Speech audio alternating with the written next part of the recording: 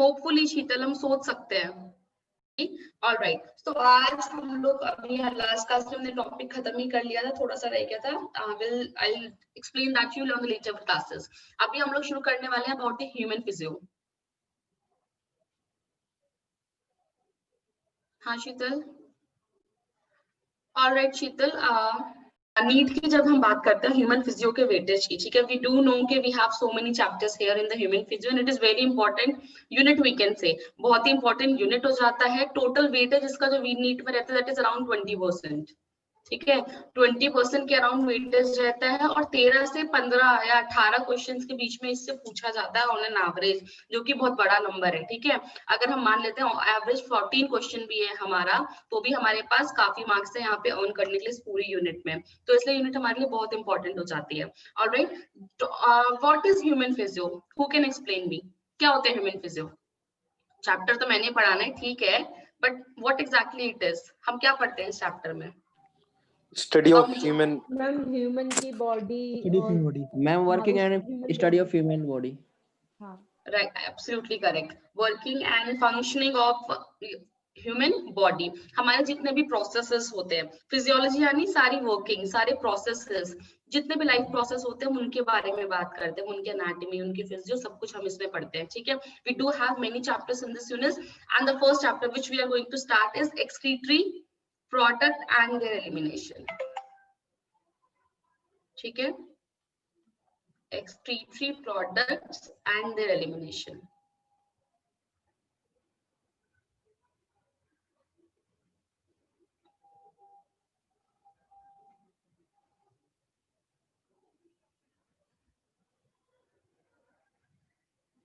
के साथ में कि exactly what we are going to study in this chapter. What are excretory products? Who can tell? What are excretory products?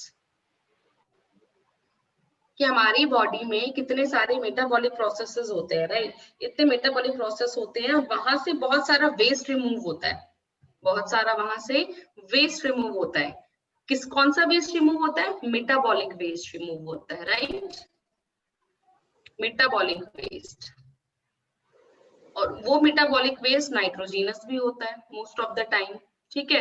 जैसे बहुत simple example अगर मैं यहाँ पे लूं नाइट्रोजीनस वेस्ट का, कि प्रोटीन्स हम लोग कंज्यूम करते हैं, we are consuming proteins in a diet and what we does, हम उन प्रोटीन्स का ब्रेक डाउन करते हैं into amino acid to perform different function. वो अमीनो एसिड फिर से कंबाइन करते हैं, प्रोटीन्स बनाते हैं, वो प्रोटीन तुम्हारी बॉडी में अलग अलग जाके फंक्शन परफॉर्म करता है। But whenever there is an excess of amino acids and due to, मान लेते कोई अमीनो एसिड में कोई फ्लॉ हो गया, खराब हो गया, और there are some problems in that, then what happens in that case, amino acid का डीएमिनेशन होता है। डीएमिनेशन कोई बता सकता है मुझे what exactly the meaning of deamination? Anyone? तोड़ो, वर्ड को स्प्लिट करो। अगर मुझे नहीं आता तो what I will do, I am going to split the term और आंसर कुछ ना कुछ तो दे दूंगी। डीअमाइनेशन मतलब removal of amino group, amino acid में से आप अमाइनो ग्रुप को रिमूव कर रहे हो वहां से, और एंड में आपका क्या रह जाता है? NH3। What is NH3? क्या होता है? Ammonia, right, absolutely correct.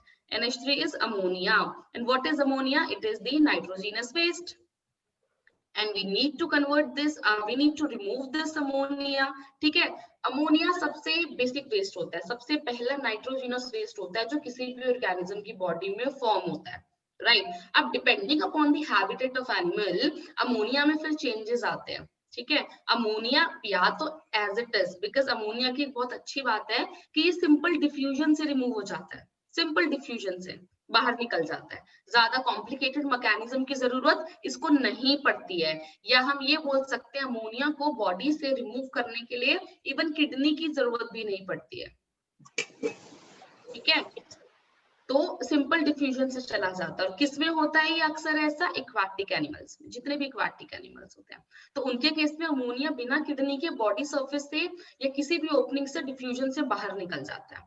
और जब हम हमारी बात करते हैं what happens in our case, हमारी बॉडी में अमोनिया किस में कन्वर्ट होता है? कोई बता सकता है मुझे? हमारी बॉडी में किस में अमोनिया कन्वर्ट होकर बॉडी से बाहर निकलता है? बताओ फटाफट से। Nitrate. All right, I got one answer here. Not बच्चे. I got answer from Sheetal. Saurabh answer करो. Just try to answer, try to be interactive. हमारी बॉडी में अमोनिया कन्वर्ट होता है यूरिया में. ठीक है. और ऐसे कुछ ऑर्गेनिजम्स होते हैं जिनकी बॉडी में अमोनिया कन्वर्ट होता है यूरिक एसिड. ऑलराइट.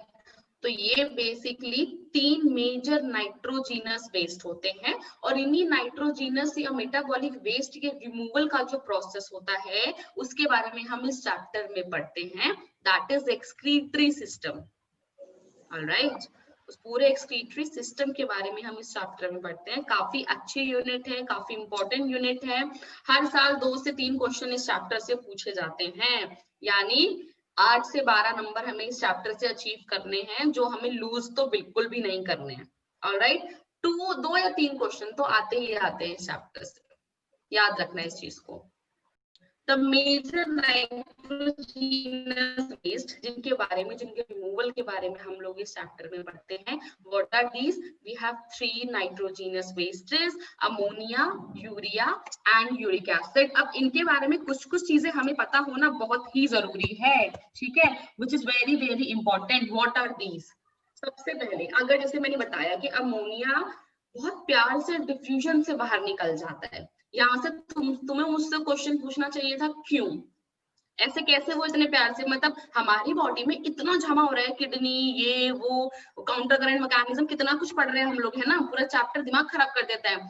अमोनिया ही होता तो बड़े प्यार से चीजें हो जाती है ना. ऐसे निकल जाता है, स्वेट निकलता है बॉडी से बाहर, ऐसे अमोनिया बाहर निकल जाता है. Right. Why it happens? Why ammonia is easily removable? Because it is dissolved in water. ठीक है. ये वाटर में बहुत इजीली डिसॉल्व हो जाता है, इसलिए ये इतना, मतलब I can say it is highly soluble in water. It is highly soluble in water. तो पानी में सोल्यूबल है तो आराम से डिफ्यूजन के साथ चला जाएगा. ठीक है. लेकिन देन व्हाई हमारी बॉडी में ऐसा क्यों नहीं है? नेचर ने क्यों हमें अमोनिया से यूरिया में कन्वर्ट करने के लिए अडेप्ट कर दिया, बेकार में किडनी बना दी, है ना. नहीं, ऐसा नहीं हुआ. कोई मुझे बता सकता है व्हाई? क्यों यूरिया होता है हमारी बॉडी में? Why not ammonia? व्हाई इतना कॉम्प्लिकेटेड सा सिस्टम जब वो पानी से ऐसे निकल सकता है? Anyone just try to give it a attempt. बिल्कुल सही बात है शीतल, क्योंकि हम पानी में थोड़ी रहते हैं. यानी अगर पानी के थ्रू बाहर निकलना है तो हमारी बॉडी का वाटर भी बाहर होना चाहिए. और ये इतना सोल्यूबल होता है वाटर में, और इसके एक्सक्रीशन में ना lots of water is required. इसके एक्सक्रीशन के लिए खूब सारा पानी चाहिए होता है, और हमारे पास तो ऑलरेडी पानी की कमी होती है. हमारी बॉडी में इतना ज्यादा वाटर अवेलेबल नहीं है, और जो भी है हम उसको लूज करना ही नहीं चाहते. हमारी बॉडी पानी को बिल्कुल भी लूज नहीं करना चाहती है. ठीक है. So that's why. सो 2 चीजें जो यहाँ पे तुमको याद रखनी, और यहाँ से हमसे क्वेश्चन भी पूछा जाता है. First, ammonia is highly soluble in water. Second, it is highly toxic as well. ऐसा नहीं हमारी बॉडी में अमोनिया नहीं बनता, बनता अमोनिया ही है, लेकिन बाद में वो यूरिया में कन्वर्ट हो जाता है क्योंकि अमोनिया इज हाईली टॉक्सिक. ठीक है. एंड इसके रिमूवल के लिए खूब सारा पानी हमें चाहिए होता है. Is it clear everyone? इतनी बात समझ में आई सबको? बहुत छोटे से कॉन्सेप्ट है, पता है, बहुत छोटे से कॉन्सेप्ट है. ऐसे रट्टे मार लो चाहे हाईली टॉक्सिक, या उस कॉन्सेप्ट को समझ लो. फर्स्ट केस में क्या होता है, भूल जाते हो. जब आपसे एग्जाम में पूछा जाता है आप भूल जाते हो. सेकंड केस में आपको पता होता है रीजन, तो आपको चीजें याद रहती है. ठीक है. हर चीज का रीजन हमारे पास नहीं होता. Of course sometimes we need to accept the concept the way they are written और एक्सप्लेन. राइट. तो अब क्वेश्चन ये आता है, अगर मैं तुमसे ये पूछूं, ये इतना सॉल्युबल है, इसके रिमूवल के लिए खूब सारा पानी चाहिए, तो ऐसे कौन से ऑर्गेनिजम्स होंगे जो अमोनिया एक्सक्रीट करते होंगे? ठीक है. अमोनिया एक्सक्रीट करते होंगे. कौन से? बताओ मुझे फटाफट से. Varsha, Anjali, ma'am fishes. Aquatic animals, मतलब बिल्कुल सही. Aquatic animals, fishes, right. कुछ भी बोल सकते हो. एक्वेटिक ऑर्गेनिज्म, बिल्कुल ठीक शीतल. राइट. तो जो पानी में रहते हैं, पानी में रहने वाले, अब वो कुछ भी हो सकते हैं. सबसे एक्वेटिक आर्थ्रोपॉड, पानी में रहने वाले आर्थ्रोपॉड. आर्थ्रोपोडा कौन सी फाइलम होती थी? जनरल नेम क्या होता है आर्थ्रोपोडा का, बताओ मुझे जरा. Be attentive and be quick while answering. You can unmute yourself. ठीक है. You can unmute yourself, you can give answer, or you can reply over chat box as well. So arthropoda, right, arthropoda insects की phylum होती है, बिल्कुल सही बात है. Bony and fresh water fishes. Bony fishes के बारे में पढ़ते हैं, जो फ्रेश वाटर में रहती हैं, ठीक है, वो भी क्या होती हैं, अमोनिया एक्सक्रीट करती हैं. उसके बाद मैं बात करूं, अगर चलो मछलियों की बात हो गई, वही पानी के नाम से ना मछलियां याद आती हैं, राइट. उसके अलावा हमारी फ्रॉग, फ्रॉग क्या होता है, एम्फीबियन होता है, यस और नो, है ना. फ्रॉग का बेबी कहाँ रहता है, पानी में, जमीन में, उसके टैडपोल कहाँ रहते हैं, पानी में, राइट. तो जो एम्फीबियन टैडपोल्स होते हैं वो भी अमोनिया एक्सक्रीट करते हैं. फ्रॉग अमोनिया एक्सक्रीट नहीं करता है, लेकिन जो टैडपोल्स होते हैं ना उसके वो करते हैं, कि वो पानी में रहते हैं. देखते हैं मछली ऐसे बारिश के मौसम में से तैरते हुए, मछलियां नहीं होती हैं, वो टैडपोल होते हैं उसके फ्रॉग के. सो एम्फीबियन टैडपोल्स. बस कंसेप्ट है, तुम्हें कंसेप्ट याद है ना, तुम्हें ये सारे एग्जांपल याद रहेंगे, भूलोगे नहीं. ठीक है, कॉन्सेप्ट नहीं पता तो फिर तो रट्टा ही मारना पड़ेगा, अगर बहुत अच्छा है तुम्हारा रट्टाफिकेशन. तो जो अमोनिया एक्सक्रीट करते हैं, हाँ कोई कुछ कहना चाहता है? हमने ना बंद कर लिए, माइक ना नहीं बोल रहा है. ऑलराइट, तो इनको हम बोलते हैं अमोनोटेलिक. क्या बोलते हैं? अमोनोटेलिक. ये होते हैं यूरियोटेलिक, जो और क्या एक्सक्रीट करते हैं, यूरिया. और यूरिकोटेलिक, ठीक है, जो यूरिक एसिड. सबसे ज्यादा पानी में डिसॉल्व कौन होता है, अमोनिया. सबसे ज्यादा टॉक्सिक कौन होता है, अमोनिया. ठीक है, लीस्ट टॉक्सिक कौन सा होता है, यूरिक एसिड. ऐसे मतलब ये वाला जो मार्क लगाते हैं हम ऐसे लगा सकते हैं, ammonia, then urea, then uric acid. सबसे ज्यादा पानी उसको चाहिए होता है, सबसे कम पानी इसको चाहिए होता है, क्योंकि हम भी जो वेस्ट रिमूव करते हैं वो यूरिन की फॉर्म में ही करते हैं, यानी वो पानी में डिसॉल्व करके हम लोग ही करते हैं. ठीक है, अब हम बात करते हैं किनकी, यूरिया जो एक्सक्रीट करते हैं. It is less toxic, it is less soluble in water. तो हमारी बॉडी में कुछ टाइम तक रह लेता है ये, तभी ब्लैडर आपको स्टोर करता, अमोनिया निकलता रहता है. ठीक है, और हमारी बॉडी क्या होती है, basically we can not afford to lose so much of water, तो हमने यूरिया करना शुरू कर दिया. तो एग्जाम्पल में क्या हो जाएगा, वर्टिब्रेट्स, ठीक है, adult amphibian, of course adult amphibian, ठीक है. वर्टिब्रेट्स में ये वर्टिब्रेट्स ही हो गए, ये भी, या मैमल्स हो गए. ठीक है, इतने उसको मैं यहाँ पे लिखा था bony and fresh water fishes. यहाँ पे आ जाती है आपकी marine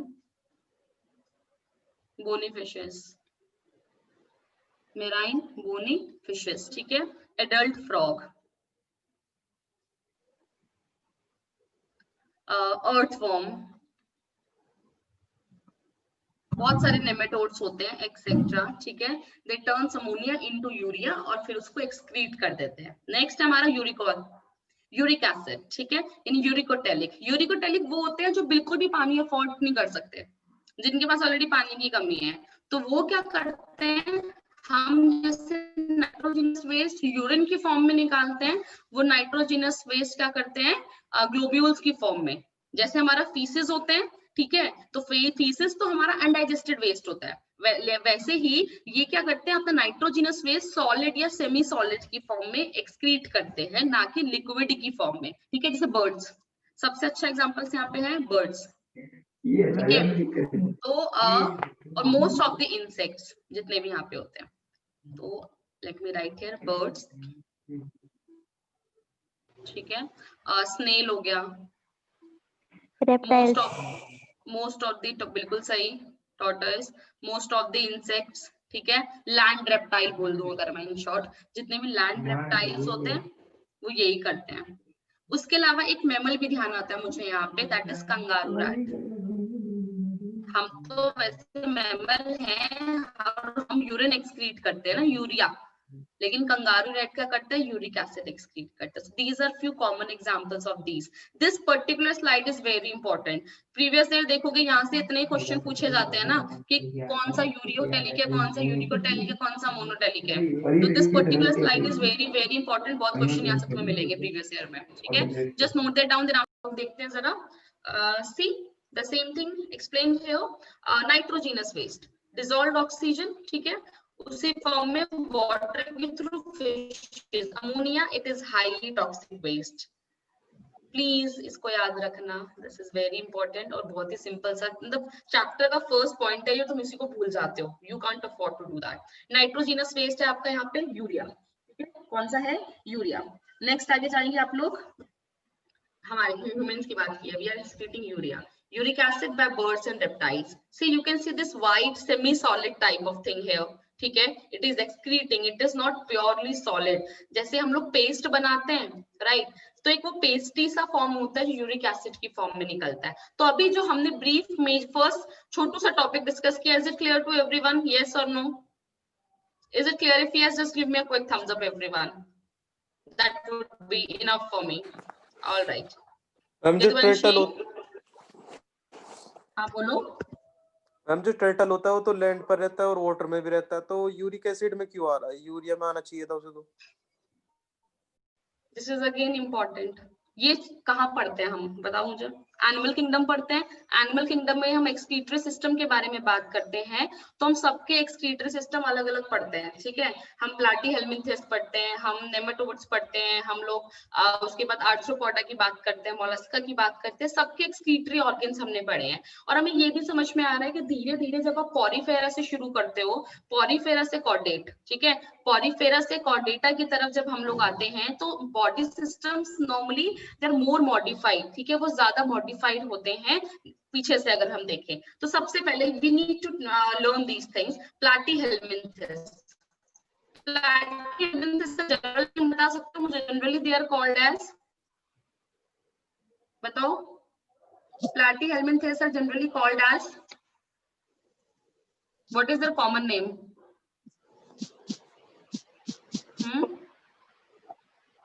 ma'am flatworm. Right, flatworms, they are flatworms, ठीक है. जो फ्लैटफॉर्म्स होते हैं, इनकी बॉडी में जो एक्सक्रीटरी सिस्टम पाया जाता है, दैट इज प्रोटोनेफ्रीडिया और फ्लेम सेल, ठीक है. There are two similar terms here, protonephridia and nephridia. So when it comes to Annelida or the nematodes, ठीक है, in that case nephridia is present. But when we are talking about platyhelminthes, proto मतलब earlier form of nephridia. What are nephridia? nephridia tube like cells होते हैं, इनको हम flame cells बोलते हैं. Flame के जैसे हमें दिखते हैं, ऐसे जो बत्ती होती है दिए की, इस तरीके का फ्लेम हमें उनमें दिखता है, ठीक है. कॉकरोचेस, कॉकरोचेस में हम पढ़ते हैं एक्सक्रीटरी सिस्टम कौन सा होता है? मैल्फिजियन ट्यूब्यूल्स, ठीक है. क्रस्टेशियंस होते हैं, ये भी हमने पढ़ा. इंसेक्ट्स में प्रॉन्स जो होते हैं, उनकी बॉडी में वी हैव ग्रीन ग्लैंड्स, ठीक है, और एंटीनल ग्लैंड्स हम इनको बोलते हैं. हमारे पास क्या होती है? हमारे पास किडनीज होती हैं for the removal of our excretory waste, ठीक है. तो मेंबर्स की हम बात करते हैं. In case of members we have what we have here, we have kidney of course, ठीक है. इतनी बात समझ में, तो बहुत ही बेसिक सा टॉपिक है. Is it clear everyone? इतना क्लियर है सबको? Yes. Or any doubt? All right. Just give me a thumbs up, everyone.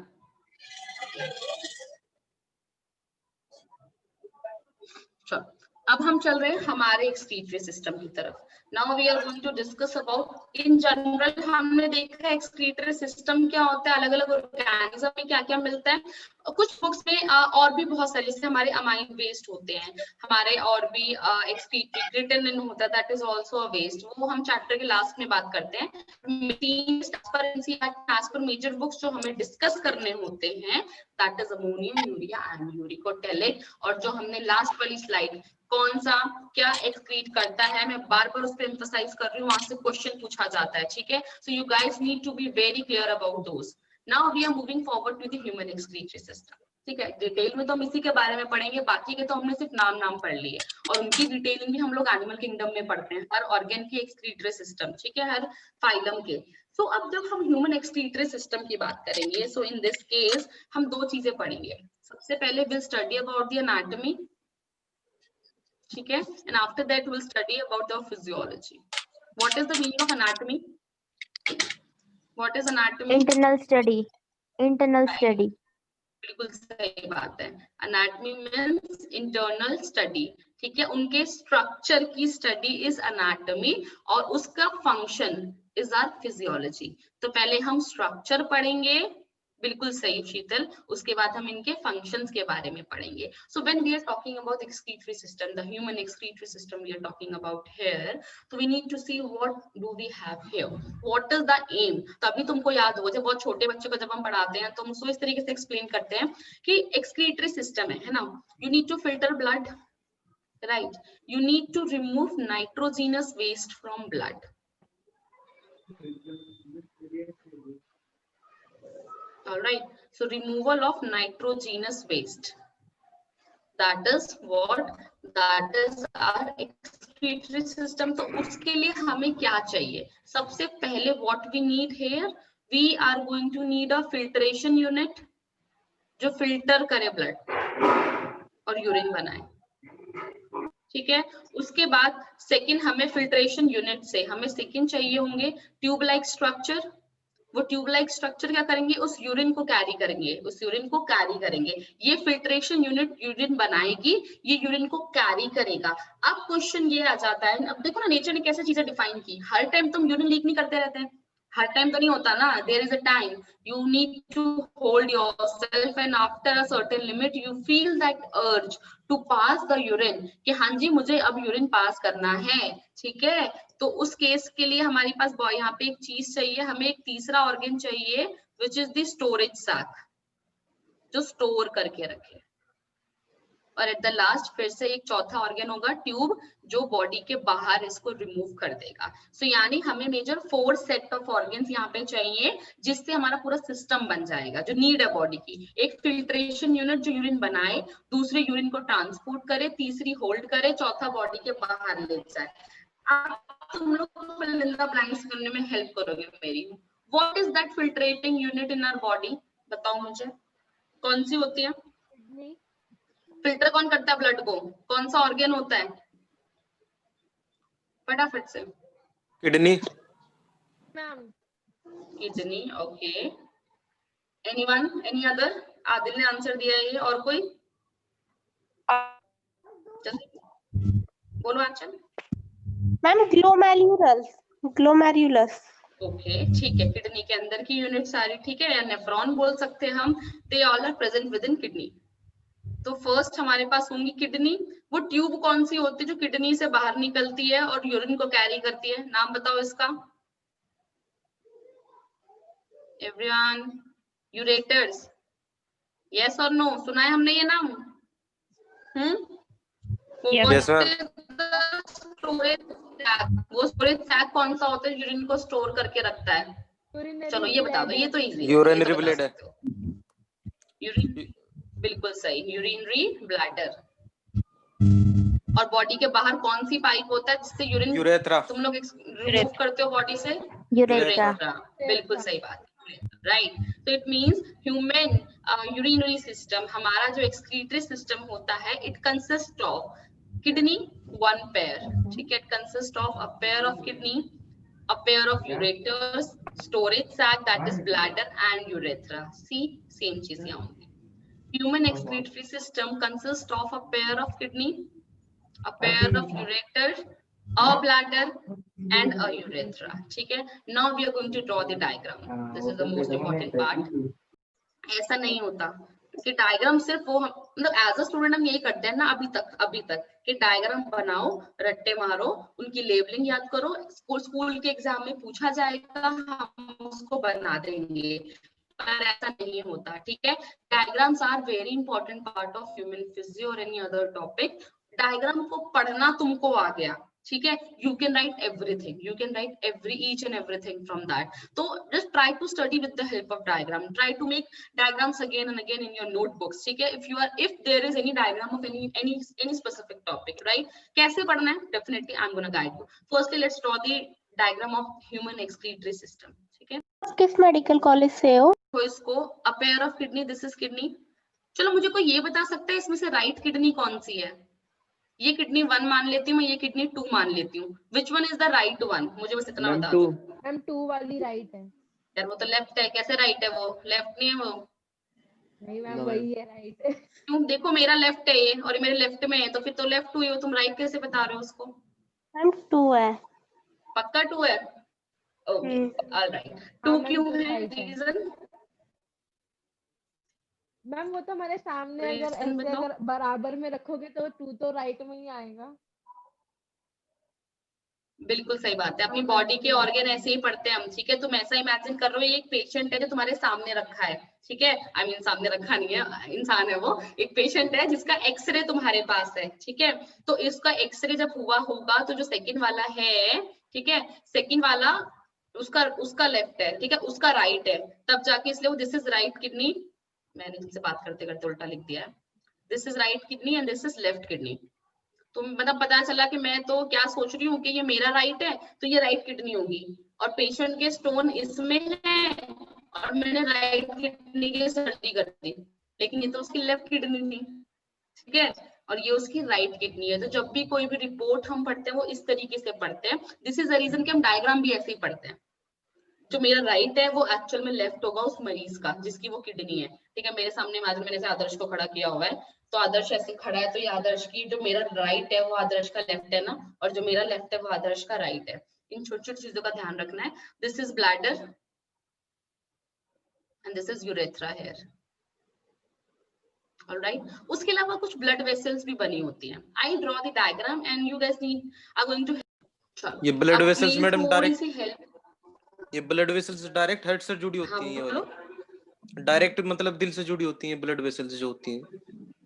बिल्कुल बिल्कुल, जो आयोटा होती है, जो वेना केवा होती है, वो डायरेक्ट हार्ट से जुड़ी होती है, फिर उनकी ब्रांच निकलती है, ठीक है? जैसे मान लो ये रेड वाली क्या है, रेड वाली का नाम बता सकते हो मुझे? हर ब्लड वेसल उसमें नहीं जुड़ जाती है जाके सीधा, कि दिल तो भर जाएगा बेचारा हमारा, उसमें ब्लड वेसल ही ब्लड वेसल हो जाएंगी, लेकिन एक वहां से निकलती है और उसकी ब्रांचेस होती हैं जो फैल जाती है इधर उधर, ठीक है? बिल्कुल सही Sheetal, aorta, this red one here, this is aorta, dorsal aorta, ठीक है, बिल्कुल सही। और उसके बाद जब ये अंदर जाती है, जब ये किडनी के अंदर जाती है ना, तो ये आयोटा नहीं है, ये this is not aorta, what is this बताओ? Renal artery, renal vein, renal artery, renal vein artery. कैसे, ठीक है, आर्टरी की ब्रांच तो आर्टरी होगी ना। तो देखो आयोटा हार्ट से निकली, उसकी एक ब्रांच किडनी के अंदर चलेगी तो रीनल आर्टरी, किसी और ऑर्गन के चली गई तो उसकी आर्टरी हो जाएगी, ठीक है? लिवर के अंदर चली गई हिपैटिक आर्टरी, ऐसी this is vena cava, inferior vena cava, बिल्कुल। दो वेना केवा होती है हमारे पास, सुपीरियर और इंफीरियर वेना केवा, ठीक है? सो दिस इज आईवीसी, और इसकी जो ब्रांच अंदर जा रही है वो क्या होगी? Renal vein. बात समझ में आई? यस और नो? yes ठीक है, यस मैम। डायग्राम हमने बना लिया, लेबलिंग हमने कर ली, हमारी अप्रोच क्या रहेगी स्टडी की, हम कैसे इस टॉपिक को स्टडी करेंगे, ठीक है? आई टोल्ड यू पहले हम एनाटॉमी की बात करेंगे, यानी एक एक स्ट्रक्चर को हम पढ़ना शुरू करेंगे। So we are going to start with the kidney, ठीक है? कि we have a pair of kidney here, a pair of ureter, bladder and urethra. So firstly we will start with the kidney. So I'm going to start with the dissection of kidney, ठीक है? ध्यान रखना, हम kidney का dissection करेंगे। Dissection का मतलब क्या होता है? हम उसको कट करना शुरू करेंगे। So definitely we won't be having any actual kidney in my hand, but we are going to imagine things. Second important step, okay? Okay, your imagination should be strong enough, otherwise things will be very difficult for you to study. You can't have everything in front of you, you need to imagine things. अच्छा मेरी body में ऐसा ऐसा हो रहा है, जितना strong imagination तुम्हारा होगा उतनी अच्छी कमांड तुम्हारे टॉपिक पे आ जाएगी, ठीक है? So now you need to imagine kidney, you have kidney in the lower back, right? Location क्या होती है किडनी की? लोअर बैक में लोकेट होती है, छोटी सी बीन शेप लोअर बैक में होती है, ठीक है? So let me start with the kidney. See ये डायग्राम में मैं यहाँ पे लिखना शुरू करती हूँ, right? This is the kidney, this is my kidney here. सबसे पहले what is the colour of kidney, कैसी किडनीज दिखती हैं, ठीक है? तो you can see here dark brown जैसा दिख रहा है यहाँ पे colour, so they are dark red colour. What is the shape of kidney? bean shape, ma'am bean ठीक है, shape, bean shape, right? Bean shaped. Okay, तो अभी हम किडनी को बस देख रहे हैं, मतलब मेरे हाथ में है किडनी अभी और मैं उसको देख रही हूँ, उसका रंग कैसा है, ठीक है, बिल्कुल सही शीतल, उसकी शेप कैसी है वो देख लिया मैंने। अब मैं देख रही हूँ उसका साइज कैसा है, कितना बड़ा है कितना छोटा है, ठीक है। तो किडनी के ना मतलब one of my favourite dimension जो मुझे हमेशा याद रहती है कि I could forget anything, but ये डायमेंशन मैं नहीं भूलूंगी, बहुत ईजी है, ठीक है। इसका जो डायमेंशन होता है that is 10 to 12 centimetre, 5 to 7 centimetre, 2 to 3 centimetre, 10 से 12, 5 से 7, 2 से 3, इतना इजी डायमेंशन है। बाकी तुम्हें बताइए लेंथ, विड्थ एंड थिकनेस, ठीक है। 10 से 12 सेंटीमीटर लंबी होती है, 5 से 7 मीटर वाइड होती है और 2 से 3 सेंटीमीटर थिक होती है। सो मैंने किडनी के डायमेंशंस भी देख ली। अब मैं किडनी का वजन करने जा रही हूँ कि what is the weight of kidney. एक एडल्ट किडनी जो होती है, each kidney each weighs about 120 to 170 gram, ठीक है। कितना वेट होता है किडनी का? 120 to 170 ग्राम। इतनी बात समझ में आई सबको? यस और नो? Yes, ma'am. तो ऊपर से मैं ऐसे इतना ही देख सकती हूँ किडनी के बारे में। अब मुझे इसकी लोकेशन भी देखनी है, that is also very important, है ना। तो किडनी कहाँ पे लोकेट होती है? फ्रंट में लोकेट होती है या बैक में लोकेट होती है? पहले मुझे ये बताओ। बैक। बैक में लोकेट होती है, लोअर बैक और upper back? Lower. Lower back. Lower back और अपर बैक? Lower back. कभी दर्द हुआ है किसी को? स्टोन वगैरह है किसी को? तो मैम कैसा क्वेश्चन पूछ रहा है यार, है ना। चलो ना हो, आई विश ना हो किसी को, but this is a very common condition, ठीक है। Many people suffers from this. तो बहुत ही सीवियर लोअर बैक में पेन होता है। क्या तुम लोग के बीच में बहुत शोर होता है, पता नहीं कौन सी बिल्कुल पंचायत लेके बैठते हो तुम लोग क्लास में, ठीक है। 120 से 170 ग्राम इसकी लोकेशन, ठीक है। लोअर बैक, अब यार ये तो कोई मेडिकल टर्म नहीं हुई लोअर बैक। क्या होता है लोअर बैक? ऐसा नहीं होता, हम ऐसे नहीं पढ़ते कभी भी ना लोकेशंस को। हम लोग कैसे पढ़ते हैं, क्योंकि आपकी बॉडी में कैसे पढ़ूंगी मैं, मेरा लिवर कहाँ लोकेट है, मेरी किडनी कहाँ है, हमेशा कंपेयर करते हैं हम, लिवर के नीचे, लिवर के ऊपर, लिवर के फ्रंट में, लिवर के बैक में, ठीक है। तो किसी एक स्ट्रक्चर से कंपेयर करके, बिल्कुल सही शीतल, डॉर्सल, हम इस तरीके से कंपेयर करते हैं। So they are placed against the back wall of abdomen cavity. हमारी जो टमी है इसके बैक वाली वॉल के पास लोकेटेड होती है, जस्ट बिलो द डायफ्राम। कौन से लेवल पे? At the level of T12 to L3। What are this T12 and L3? क्या होते हैं T12 और L3? Backbone. Backbones, vertebrate, 12th thoracic vertebra से 3rd lumbar vertebra, T1, T2, T3 dot dot dot dot कर देते हैं shortcut, T12, ठीक है।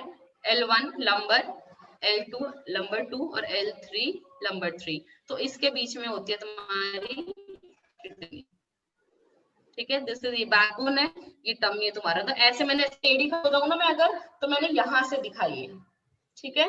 तो पीछे वाले में this is my kidney here, और इसके फ्रंट में हमारे क्या होती है? रिब्स होती है चेस्ट कैविटी में सारी में, यहाँ पे यस और नो, है ना। Yes ma'am. फ्रंट में रिब्स होती है, तो जो हमारी दो सबसे लास्ट वाली रिब्स होती है, 11th और 12th रिब, वो प्रोटेक्ट करती है इसको। यहाँ से हमारी 11th और 12th रिब से लोअर बैक में पीछे की तरफ जाती है, ठीक है। तो साइड से प्रोटेक्ट करती है। तो I can write here 11th and 12th rib protects them।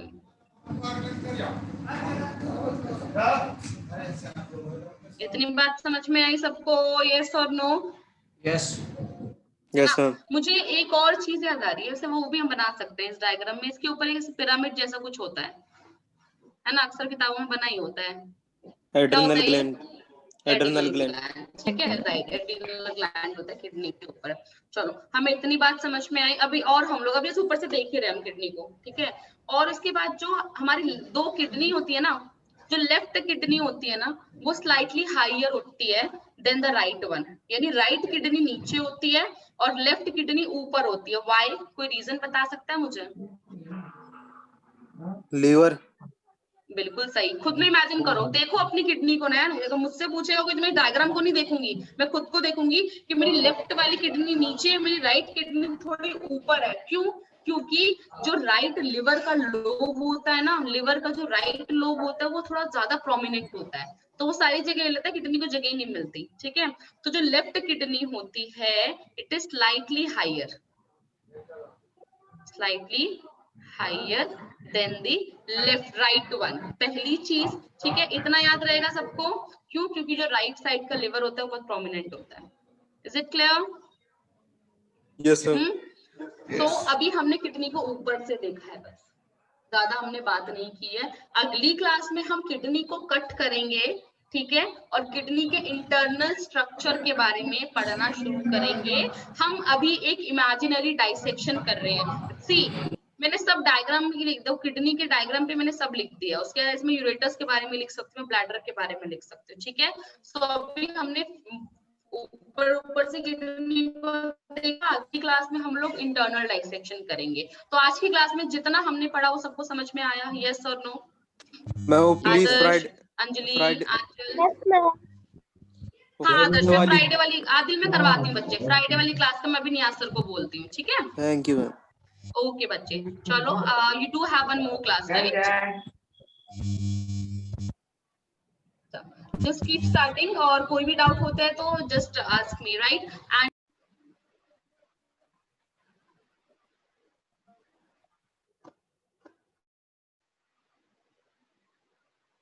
Bye ma'am.